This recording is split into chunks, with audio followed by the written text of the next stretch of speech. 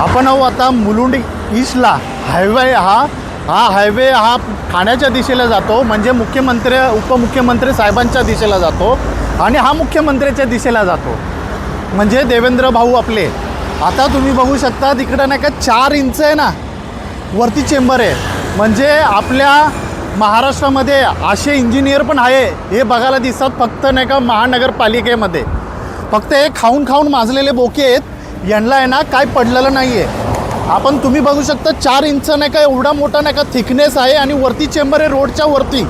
म्हणजे कुठलीही गाडी आली ना या टोकाला नाही का धडकली ना टायर जागेवरच फुटला आणि मोठा अपघात 100% होणार.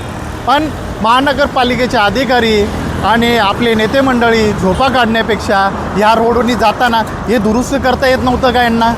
फक्त महानगरपालिकेच्या अधिकाऱ्यांना फक्त नाही का आळसपणा सुचलेला आहे आणि सामान्य जनतेने आवाज उठवला पाहिजे.